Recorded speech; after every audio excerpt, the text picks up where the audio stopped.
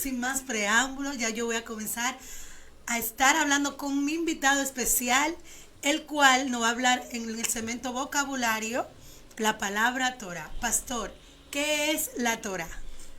¿Qué es la Torah? Bueno, la Torah es una palabra extraordinaria que cuando la traducimos tiene un concepto totalmente contrario a lo que nosotros nos han enseñado por mucho tiempo. Mucha gente que ha enseñado, o por mucho tiempo se ha enseñado, que la palabra Torah significa literalmente ley. Ley, sí. Pero cuando usted va al diccionario y ve la etimología de esa palabra, literalmente la palabra Torah literalmente significa dirección para el camino. Aleluya. Se enfoca y se conecta también con como cuando un maestro enseña a sus discípulos la lección para la vida. También se conecta cuando un padre también le da un consejo, una dirección a su hijo. Instrucción. Una instrucción para que en la vida le vaya bien. O sea, la Torah literalmente, si uno la enfoca en el contexto correcto, es como si fuera una enseñanza, una dirección en el camino. No una ley. No una ley, sino algo está enfocado en una relación de paternidad, en una relación de un maestro-discípulo, basado en una lección de la vida para que en la vida pueda él caminar y hacer lo correcto. Exacto. Entonces, la Torah no está divorciada de lo que es la Biblia. No, totalmente. No, bueno, la Torah, realmente la Biblia realmente es la Torah. Técnicamente la Torah son los primeros 5 libros de la Escritura. Exacto. Pero en una manera ya general se le denomina, dentro de la cultura hebrea, se le denomina a la Torah toda la Biblia. Porque la Torah es la instrucción del Señor, es la enseñanza del Creador, del Boré Olam, el Creador del universo, para nosotros que somos sus hijos. Es la intención del Boré Olam, del Creador, que es nuestro Padre, es que nos vaya bien en todo. Por eso nos dejó este código de dirección, estas enseñanzas, para que nosotros podamos entonces cumplir el propósito por el cual Él nos creó a nosotros. O sea, dar en el blanco exactamente, que nos vaya conforme a cómo Él destinó que nosotros viviéramos en esta vida.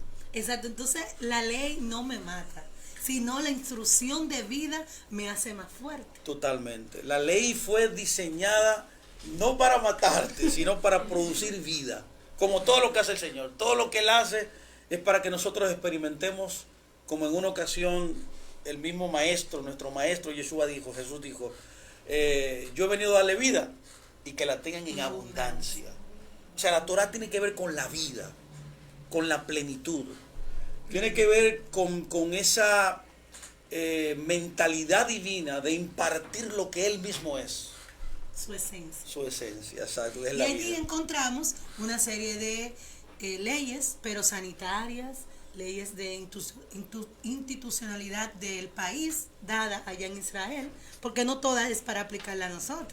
Tengo entendido que son Totalmente. 600 y tantas leyes. La Torah comprende literalmente de 613 leyes, donde está diseminada en el espectro de la vida nacional de un pueblo completo que se llama Israel.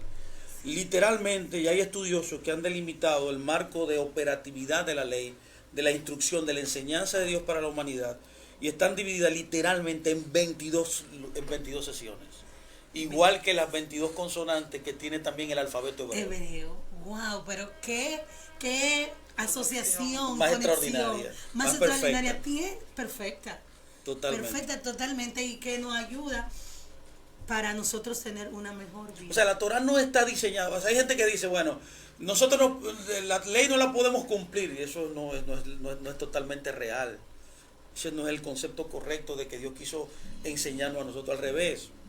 Él disemina entonces la Torah en varias facetas para que la totalidad de su pueblo, Israel se llama, que viene de los nacidos literalmente de Abraham, de Isaac y Jacob, pero también dentro de Israel está una multitud de naciones, que ahí estamos nosotros. Eso le iba a preguntar, porque ¿dónde entramos nosotros como gentiles en esto que se llama Israel? ¿Es Israel un pueblo o es un nivel de conciencia? Israel es un pueblo, un nivel de conciencia también, las dos cosas, depende del punto de vista como tú lo quieras ver. O sea, yo me puedo convertir en parte de Israel, siempre y cuando. Totalmente, de que el que acepta al Mesías, literalmente, se constituye en Israel. Sí, exactamente. Israel es el nombre por la cual se nombra el pueblo del Señor. O sea, cuando yo me convierto a Jesucristo, inmediatamente, como dice Pablo, usando un lenguaje metafórico agrícola, nosotros somos injertados en Israel. Ya que la Torá tiene un aspecto legal intrínseco en ella, donde legalmente el que recibe al Mesías se inyúa con él, entra en un pacto con él. Y ahí inmediatamente se injerta en la nación que él destinó para que nosotros participáramos, se llama Israel. Wow, pero Es wow, tremendo, Dios mío. Es poderosa la promesa y la realidad que nuestro Eterno nos brinda cada día. Totalmente. Es tremendo cómo nos injerta, cómo nos entra en un pacto donde quizás nosotros no entráramos, en esa boda que se hizo. Totalmente. Y que quizás nosotros no somos parte. Ya la boda, no éramos parte. Todo eso que estoy hablando es muy interesante. Sí. Pero la boda es parte, pero tiene que ver luego con la formalidad de la nación. Entonces, primero el plan comienza en el Edén. Dios establece un convenio con Adán. Adán no puede cumplir el convenio. ¿Y qué pasa? Dios inmediatamente se levanta en la historia y jura redimir a la humanidad. Le establece ahí una diferencia entre dos simientes, la simiente de la serpiente y la simiente de la mujer. Ahora comienza el plan después que él jura que yo los voy a redimir. Exactamente. Entonces, ¿cómo lo hace? Con su nombre, o sea. Correctamente. Él mismo toma el control de la situación. Con su dignidad. Él establece la agenda de redención, pero ¿cómo lo hace? Él renueva el pacto que hizo con Adán, con Abraham.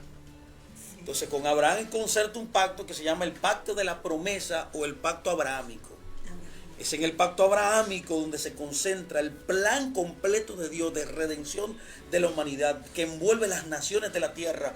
Es un pacto de fe, es un pacto de gracia, es un pacto universal donde inserta literalmente como el principal actor al mismo Mesías. Sí.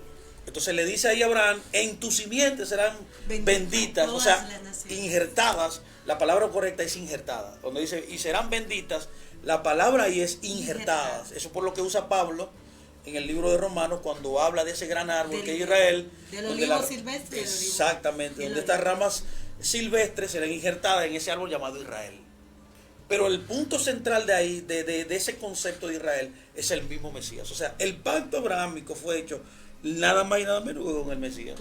Entonces, cuando yo recibo al Mesías, cuando yo voy, acepto y me conecto al Mesías en el pacto, inmediatamente yo me inserto en Israel. Y desde ahí es que viene todo.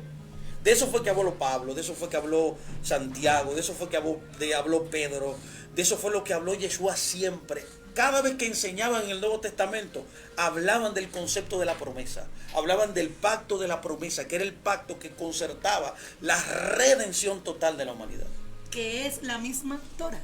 Que es la Torah en sí mismo, la Torah es lo que avala, la Torah está injertado y la Torah es lo que avala todo eso. Toda esta promesa. Es como son códigos penales, como lo que sustenta las leyes de un país. Totalmente. Pero es un código legal. Del pueblo hebreo que somos nosotros. Exactamente. Ahí que yo quiero que nosotros entendamos esto. Somos nosotros. Somos nosotros. La iglesia, lo que se conoce como iglesia, es lo mismo que Israel. No hay diferencia.